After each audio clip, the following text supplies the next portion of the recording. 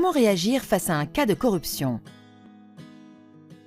Lorsqu'un agent public est témoin de faits qui lui paraissent constituer une atteinte à la probité, comme un détournement de fonds publics ou des faits de corruption, il dispose de plusieurs canaux pour les signaler. Premier canal, l'information du procureur de la République ou article 40. Deuxième canal, l'alerte interne. Premièrement, l'information du procureur de la République.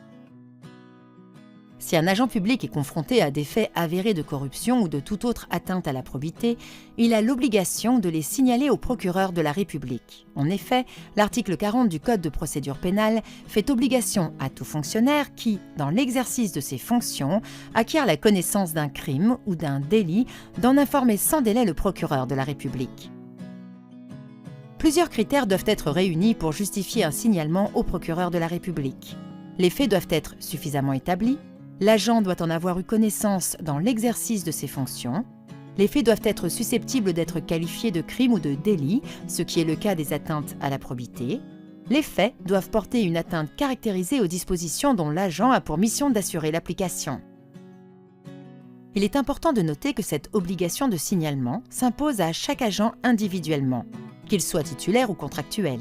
L'agent n'a donc pas à obtenir l'autorisation de son supérieur hiérarchique avant d'effectuer un signalement. Si l'agent a la certitude que les faits constituent une infraction d'atteinte à la probité, il ne peut donc pas utiliser l'alerte interne car il est tenu de les signaler directement au procureur de la République. Un signalement au référent alerte n'exonère pas l'agent de son obligation au titre de l'article 40 du Code de procédure pénale. Le fait pour un agent public de ne pas signaler un crime ou un délit est susceptible de constituer une faute disciplinaire et de lui faire encourir des sanctions. Le signalement se fait par courrier, adressé au procureur de la République du lieu où il exerce ses fonctions. Ce dernier se chargera, le cas échéant, de le transmettre à un autre procureur de la République s'il estime ne pas être compétent. Le signalement doit contenir tous les renseignements, procès-verbaux et actes qui y sont relatifs. Le courrier ne peut pas être anonyme. La mise en œuvre de l'article 40 peut permettre aux fonctionnaires de bénéficier de deux types de protection. En premier lieu, le fonctionnaire peut être autorisé à passer outre son obligation de discrétion, voire de secret professionnel.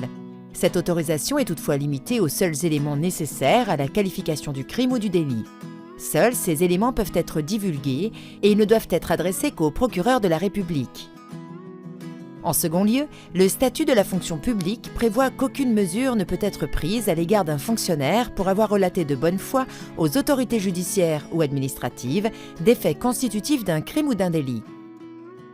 L'agent ne doit subir aucune conséquence liée à son signalement, qu'il s'agisse de son recrutement, sa rémunération, son évaluation, la discipline, sa promotion ou son affectation.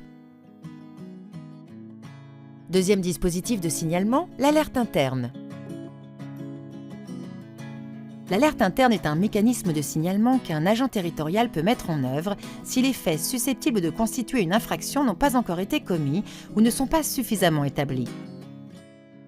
À l'inverse de l'article 40 du Code de procédure pénale qui vise à signaler uniquement des délits déjà commis, l'alerte interne a un rôle préventif afin d'éviter que des faits graves ne soient commis au sein de la collectivité. La loi Sapin II du 9 décembre 2016 impose ainsi aux régions, aux départements et aux communes de plus de 10 000 habitants de mettre en place un dispositif de recueil des alertes internes et de désigner un référent alerte connu de tous les agents. L'alerte interne a un champ plus large que le signalement de l'article 40. Outre les crimes et délits, elle peut porter sur la violation d'un engagement international, d'une loi ou d'un règlement, ou sur une menace ou un préjudice grave pour l'intérêt général. Elle peut ainsi concerner tout conflit d'intérêts, quand bien même il ne constituerait pas une infraction. L'agent qui émet une alerte interne bénéficie de plusieurs protections, à condition de respecter certaines conditions concernant ses motivations et la façon de transmettre les informations. Première condition, le signalement doit être considéré comme une alerte, c'est-à-dire que l'agent doit effectuer ce signalement de manière désintéressée. Il doit aussi être de bonne foi. Dans l'hypothèse inverse, il serait susceptible de commettre une infraction. Et enfin, l'agent doit avoir eu personnellement connaissance des faits qu'il signale. Deuxième condition, l'agent doit transmettre son alerte en respectant 3 paliers successifs. Première étape, l'agent lanceur d'alerte doit d'abord informer sa collectivité des faits constatés. La loi précise que l'agent peut choisir d'informer soit son supérieur direct ou indirect, soit l'autorité territoriale, c'est-à-dire l'exécutif, soit le référent alerte désigné par la collectivité. Deuxième étape, si la collectivité ne réagit pas dans un délai raisonnable, l'agent peut alors s'adresser à l'autorité compétente, notamment l'autorité judiciaire ou encore l'Agence française anticorruption pour les faits d'atteinte à la probité. Par exception et en présence de dangers graves et imminents ou d'un risque de dommages irréversibles, l'agent peut s'adresser directement aux autorités compétentes. Troisièmement, en l'absence de réponse de ces autorités dans un délai de 3 mois, l'agent peut rendre les faits publics. L'alerte prend la forme d'un écrit, y compris par voie électronique, selon la procédure mise en place par la collectivité. Il contient les informations et documents dont l'agent dispose pour étayer son signalement et indique les conditions dans lesquelles l'agent a eu personnellement connaissance des faits. Il doit contenir des informations permettant au destinataire de contacter l'agent pour lui demander des précisions. Le signalement anonyme peut être admis de manière exceptionnelle et à condition qu'il porte sur des faits suffisamment détaillés. La procédure mise en place par la collectivité doit garantir la confidentialité de l'alerte pour son auteur comme pour la personne faisant l'objet du signalement. Elle peut être formalisée dans le code de conduite.